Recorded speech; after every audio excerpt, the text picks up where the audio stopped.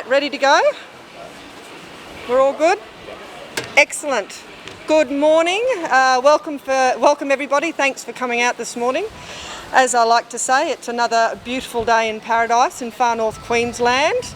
My name's Elida Faith. I'm the Labor candidate for Leichhardt, and it's a pleasure to be joined here today by Labor leader Anthony Albanese, Shadow Minister for the Environment Terry Butler, a Cairns born and bred gal, and of course we also have our Cairns Queensland Senator Nita Green. We're here at the marina in Cairns. Behind us is one of the seventh wonders of the world, the beautiful Great Barrier Reef.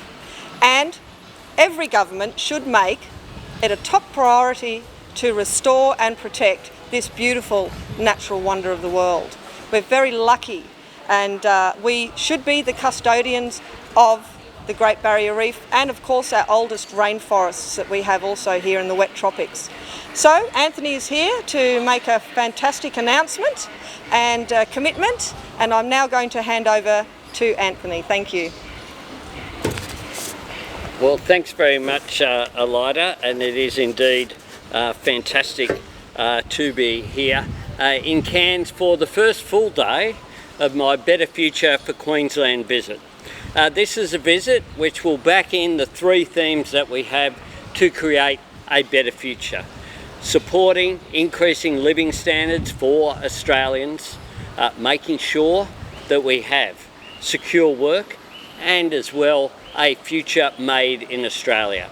And today's announcement is about a future made in Australia, about us making sure that we protect this magnificent natural asset, a magnificent natural asset that's important in its own right for the environment. I want my son and my grandkids to be able to enjoy this. The grandkids haven't been invented yet, but we want to make sure that it is available for this and future generations. This is an amazing natural asset that we need to protect, but it's also an important economic asset for Australia. It's one that supports some 64,000 direct jobs as a result of the reef being here. It's one that generates a massive amount of economic activity here, some $6.4 billion in income. This is one of the reasons why people travel from all over the world to see the Great Barrier Reef, and we need to protect it. Now, in December, just last month, I announced our Powering the Nation plan, a plan that will protect our environment by cutting emissions by 43% by 2030, whilst creating 604,000 jobs, whilst protecting existing industries but growing new industries as well. One that will generate $52 billion of private sector investment, whilst reducing power bills for households by $275 by 2025. It's a plan that's been welcomed by the Business Council of Australia, Australian Industry Group, the National Farmers Federation, the Australian Chamber of Commerce and Industry, as well as by the Australian Council of Trade Unions and other unions around Australia. It's a good plan. It's a plan that understands that dealing with climate change is an opportunity. And today we put forward some practical plans to assist with the Great Barrier Reef protection.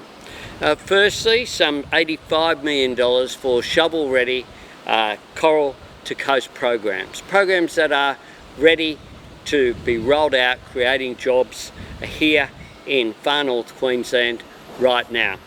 Some $63 million to extend the Reef 2050 program. We need to make sure that the reef is kept off the endangered list of the World Heritage listing. We need to make sure we do that by ensuring that this plan goes forward. At the moment, funding runs out at the end of the next financial year.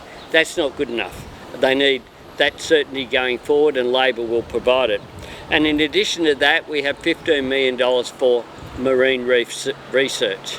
Again, importantly, looking at what the science tells us and then acting on that science, making sure that we protect this pristine natural asset. This first announcement that I'm making as part of this visit, which will go for more than a week here along the coast by road, is an important one. I wanted to start here because this is one of Australia and the world's great natural assets. We need to protect it, and I'd ask Terry to make some comments about the announcement today as well, and congratulate her on the fantastic job that she has done as the Shadow Environment Minister. There's no ifs or buts from Labor, and congratulate Elida as well on the fantastic campaign she's running for the seat of Leichhardt. Having ran the last time around has certainly meant that the profile is up. She's passionate about jobs, but also passionate about this local environment here in her local community. And we're joined, of course, by Senator Nita Green, who does a great job in the Senate. I want Nita to be joined by Elida in the lower house. It's time that this area got a local member with the energy and commitment to actually deliver. The coalition and the LNP are too busy fighting each other to focus on the nation, and I'd ask Terry to make some comments. Thanks, Anthony, and thanks everyone. What a terrific day to be here in beautiful far north Queensland. It's lovely for me to be here in my hometown, the place where I was born and where I grew up. And you know, it's really wonderful to see how beautifully this coastline is doing and how much work is being done here to protect and preserve the Great Barrier Reef. It is just fantastic to welcome Anthony Albanese back to Queensland. He's always in Queensland. It feels like he's here every 5 minutes. But how spectacular to have him on this beautiful Cairns day, out on the inlet checking out what's been going on here in Cairns. And I'm so pleased to have Anthony in Queensland. I know that he's such a strong, vocal person who supports a better future for Queensland, and I'm so pleased that he's here once again to support that. And of course we've got these wonderful two women who are here representing this region. We've got Senator Nita Green, who's in the Senate, who's doing such a terrific job, and Nita is always on the phone to me talking about the importance of the Great Barrier Reef and the Wet Tropics World Heritage Area, and making sure that we take a strong environmental policy to the election, and should we be successful, into government. And we have the terrific Elida Faith, someone who repeatedly has spoken to me about the conservation needs and the tourism needs of this wonderful area. And I am so hopeful that Elida will be in the lower house with me, and of course sitting right behind Anthony Albanese after the next federal election. So thank you, Elida, for all of your advocacy for this really important announcement today. It's important that we acknowledge the connection, the deep connection between conservation of the reef and tourism of the reef. And that's why this announcement is so important, because it's an announcement that supports shovel-ready conservation projects that can go hand in hand with tourism and with jobs right here in Cairns and far north Queensland and throughout the reef. The package that we've been announcing today is important because it's backed in, and we've been joined by the organisations that are backing it in. Groups like Terrain, NRM, who do so much incredible work for land restoration right here in the Wet Tropics World Heritage Area, which is in the reef catchments. And of course, we've got AMPTO, the Association of Marine Park Tourism Operators, who are here with us today to show us the work that they do and to talk to us about how their tourism work on the Great Barrier Reef in the marine park can go hand in hand with conservation, environmentalism, both practical environmental work to make sure that the reef is conserved, and at the same time building that moral case for making sure that there's a continued focus on reef restoration, environmental protection, and making sure that future generations do have access to the same thing that we got to see as kids: beautiful coral reefs, beautiful World Heritage rainforests. So I want to thank all of those organisations, and there's so many more who've worked so hard on the proposal to make sure that there would be funding for shovel-ready land restoration, fins in the water, boots on the ground, coral restoration, the various projects that they've suggested that we are so interested in seeing get done should we win the next election. So thank you so much everyone for coming out today. Again, let me thank, of course, our terrific leader. I can't wait to see him as Prime Minister. I know how much he's going to do for Queensland. We in Queensland deserve a better future, and Anthony Albanese is the person to lead us into that. Thanks everyone. Thanks, Terry. Happy to take questions. Queensland was something of a disaster for the Labor Party in 2019. How do you rate the chances this year, Mr. Albanese? I'm very positive. about our prospects in Queensland. I've spent a lot of time here. This is my third visit in the last month to Queensland, and I'll continue to be here this year, but continue to be here after the election as well. Scott Morrison makes a visit during an election campaign. He was here for a short period of time at the end of last year, but before that, of course, he came during the Queensland state election campaign. He came to tell Queensland to open up its borders. He came to criticise Anastasia Palaszczuk for keeping Queenslanders safe. Queenslanders will remember that. Queenslanders understand that you needed to get the health outcomes right in order to protect the health of Queenslanders, but also to protect the jobs and the economy. Queensland's economy has done better than those economies that have had the long lockdowns like my home state of New South Wales and Victoria have done. And they've done that because of the leadership of Anastasia Palaszczuk and the fact that she ignored Scott Morrison's campaign during that state election campaign. We have a positive message for Queenslanders. It's one of regional jobs. It's one of making sure there's secure work. Queenslanders understand that they're being undermined by not having same job, same pay. It's one as well that Queenslanders understand the message of a future made in Australia, whether it's support for the reef, whether it's building trains and manufacturing here, whether it's taking advantage of lower energy prices to embracing renewable energy to drive down the costs of high value manufacturing. During this visit, I'll be talking with many of those sectors. I'll also be talking with farmers tomorrow. We'll be talking to the agricultural sector around Tully, just south of here, about the pressures that they're under. Just down the road here from where we are, there is of course an important shipyard. We want, and we announced this week, a shipping policy for Australia. How is it that this government is presiding over the Australian flag disappearing from Australian coastal shipping? We want a viable shipping industry here, including a strategic fleet. And we want to make sure that whether it's ships or trains or buses, they're built here in Australia. So I'm very positive. They know as well that during this pandemic, the government ignored largely the tourism sector. The tourism sector were crying out for more support, but they simply didn't get enough support from this government. Coal was a big issue last election. Where do you stand, particularly at Darney? Where do you stand with that now, and how does that focus in on what you've announced here today? Well, it's up and running, and we, in terms of our policy that we've put forward a practical plan, our Powering the Nation policy. It's all there, saying everything that we would do and everything that we wouldn't do. So existing power stations will continue to exist for the lifespan that's been established. With regard to exports of resources, they're dependent upon international markets, but they won't be affected by our policy. What will be affected by our policy is the creation of 604,000 new jobs, many of which will be in regional Queensland. That's the message that we have. The other message that we have to workers in industries like the coal sector and other resources sector, they know that they've seen their permanent jobs replaced by casual jobs. They've seen an undermining of wages and conditions. You can have people working side by side, some of which are paid some $10 or $20 or more $1,000 less than their counterparts, and which don't have the same conditions like leave pay that permanent workers get. This government has nothing to say about that. This government goes to court to support the casualisation of the workforce.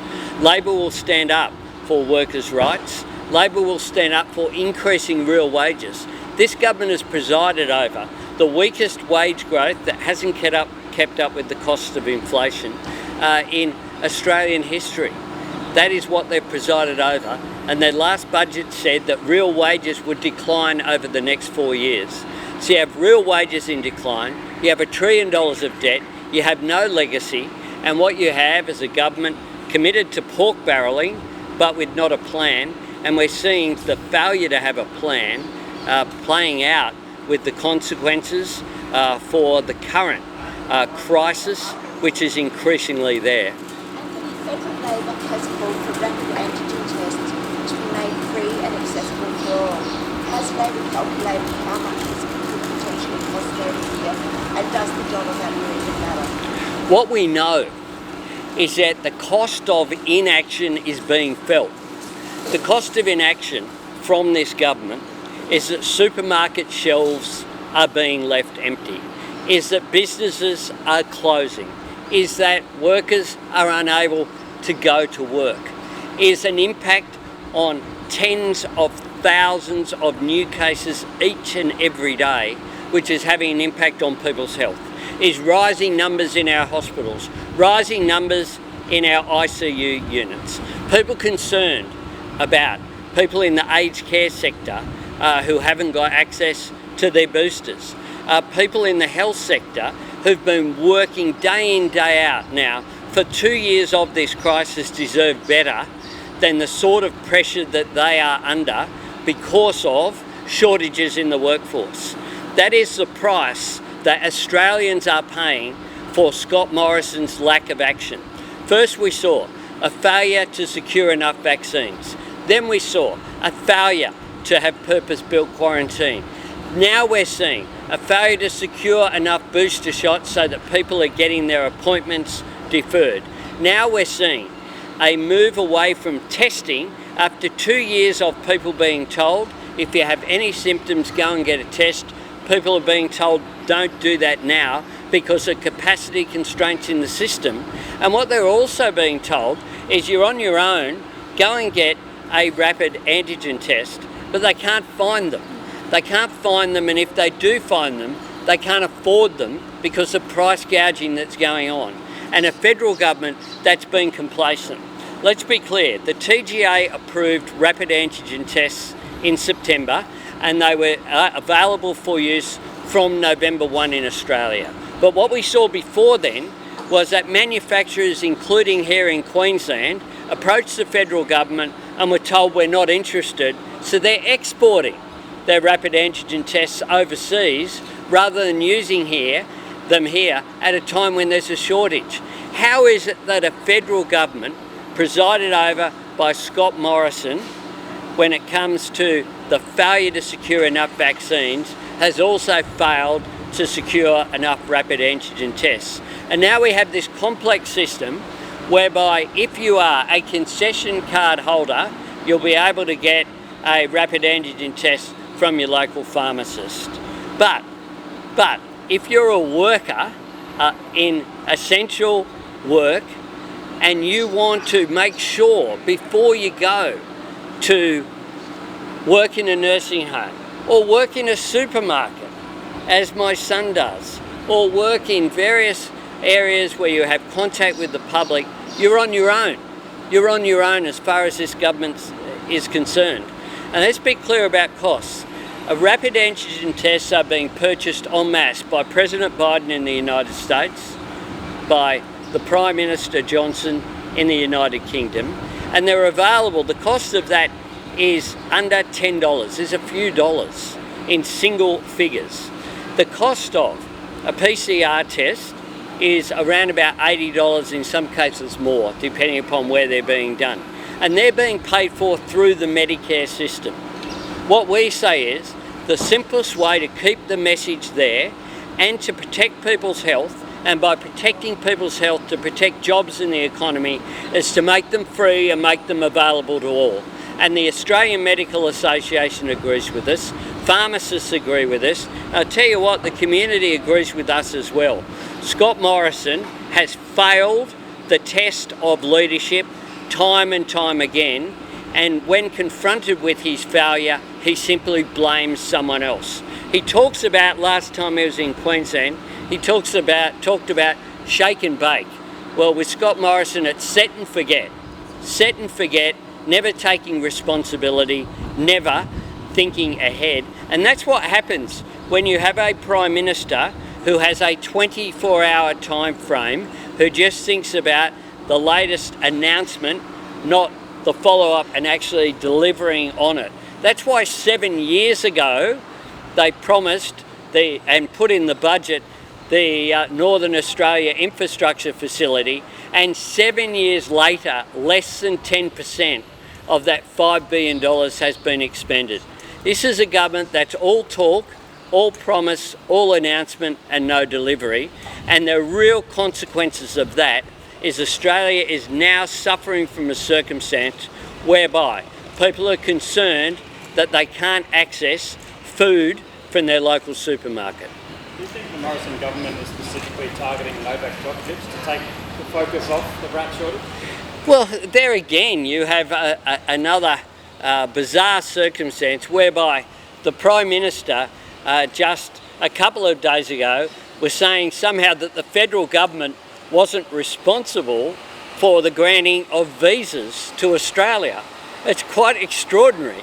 I'll give him the big tip. Tennis Australia doesn't grant Australian visas. They're granted by our national government. And what needs to be explained by Scott Morrison is who granted that visa and why was it granted if the information that every other person is required to give wasn't received. This is the same government that was prepared to tell its citizens that they'd be jailed if they came from India last year, but granted a visa to Mr. Djokovic. I think quite clearly Mr. Djokovic, given his statements of anti-vaxxer rhetoric, given the campaign that he ran very explicitly for all to see, it was clear what his position was. How is it that a visa was ever granted in the first place? Going back to COVID, can I ask you a question about aged care, which you touched Sure. on? In Cairns at the moment, we have reportedly a couple of aged care facilities in lockdown. They've been waiting for their booster shot since November. Can you comment on that? Well, it is outrageous that aged care facilities here in Cairns have had their appointments for booster shots deferred indefinitely. This Prime Minister said originally that aged care facilities were supposed to be in the queue for priority for their first shots, and we know that that didn't occur. And we know as a result there have been catastrophic consequences. And it's the people in the facility, it's the workers, it's the families of those people who have loved ones in aged care deserve better than this. How is it that the government didn't plan to get the booster rollout right following their failure on the rollout of the vaccine? Now, Australians have shown they're prepared to step up. When the vaccine is available, they've got the vaccine in their arms at very high proportions of above 90% in most places. But they've been let down by a government, and to let down people in aged care is just extraordinary from a government that once again has shown itself to be complacent. And my last question, what do you say to suggestions that the Great Barrier Reef should be put on the UN endangered register? No, it shouldn't be, and we need to make sure that it's not. We need to make sure that we provide support for the reef, and that's what one of today's announcements is about, making sure that this beautiful natural asset is protected. That's what we're determined to do. Make sure that it's never, ever put on that list. The way to do that is take the big action that we will take by joining the world in climate policy. Once again, not being a pariah sitting in the naughty corner with Saudi Arabia and Brazil and a couple of other countries. That's what we've seen. Scott Morrison gave an empty speech to an empty room full of empty rhetoric when he went to Glasgow, because he failed to do what the purpose of that conference was, which was to increase the 2030 target, because Barnaby Joyce told him he wasn't allowed to. And it's no point having a local MP here who says, oh, I disagree with that, I want higher targets, if they don't deliver. A Light of Faith has delivered, as part of a Labor team, a good policy. That's the difference. She won't have to come up here and give a different message in Cairns from what's given in Canberra, because Australia will be a part of the global effort, because Australia has more to lose than most countries. We have the Great Barrier Reef, we have Kakadu, we have our communities that by and large live around our coastlines. We have to ensure that we take action appropriately. The policy announcement today that's been developed by Terry with input from Elida and Nita and others has, I think, puts us in good stead. We deliberately have announced it after the climate policy, because if you're not serious, if you're allowing Barnaby Joyce and the National Party to control your climate policy, then you're not fair dinkum about protecting the reef. It's as simple as that. And the truth is the LNP are held hostage to the climate skeptics and the people who don't want any action at all. Tourism operators in Queensland have been raised active on COVID.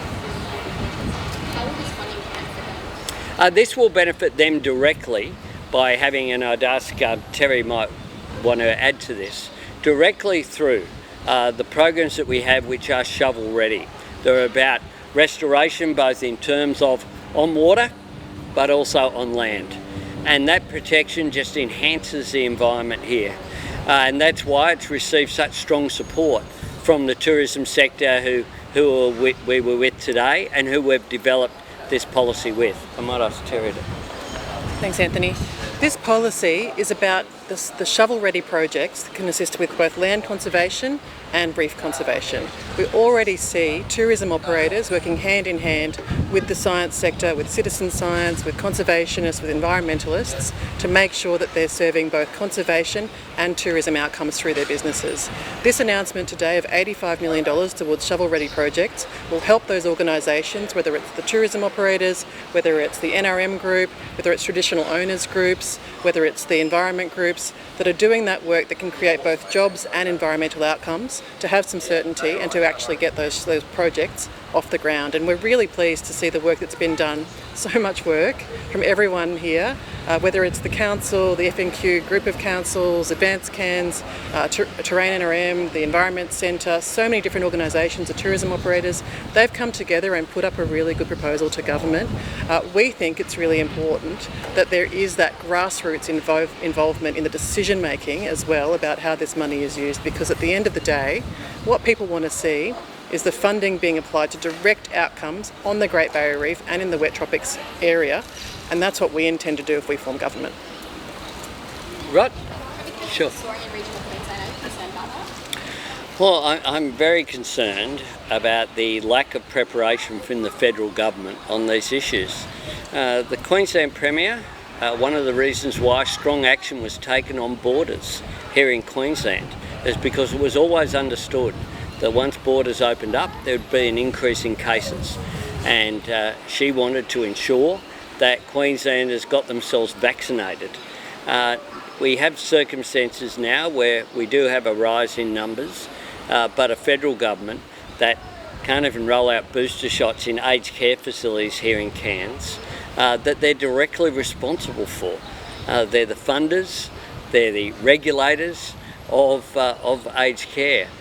We have a federal government that simply has been complacent when it comes to these issues. I'm confident that we'll get through this. Queenslanders are courageous people, they're tenacious, they get on with life, they get knocked down, they get up again. They will get through this, but it is being made tougher by the fact that we don't have leadership from the federal government. We have a Prime Minister who goes missing in action even when he turns up. Thanks. The Queensland Premier this morning flagged that if the state is headed towards a peak in COVID cases when school's due to go back, they may delay the start of school for primary school students by 1 or 2 weeks. How does that sit with you? Well, the Queensland Government has always made decisions based upon the health advice and based upon protecting the health of Queenslanders, because they've understood the consequence of not getting that right. So I'm sure that the Queensland Government will make that assessment and will make an appropriate decision. But we know throughout the country, once again, the Prime Minister and the federal government announced when booster shots for children, for school-aged children, would commence. And it appears that there are supply issues are causing concern there, not just in one state, right around the country. And I don't know what it takes for this Prime Minister to actually wake from the slumber and get ahead of issues. Because if you're failing to plan, you are planning to fail. And that's why this Prime Minister fails on so many occasions, because he never looks beyond the next grab on a media conference, beyond the next headline. And some of the media back that in by giving him the positive headline as if yesterday didn't matter. The Prime Minister himself, of course, is becoming infamous for saying, don't worry about what I said yesterday. Well, if you don't worry about what the Prime Minister says yesterday in his own words, then you shouldn't have any regard for what he says today, because it'll change by tomorrow. And that's what we've seen this week on a range of issues with regard to boosters, with regard to rapid antigen tests, with regard to Novak Djokovic. We've seen changing stories day by day. Thanks very much. Thank you.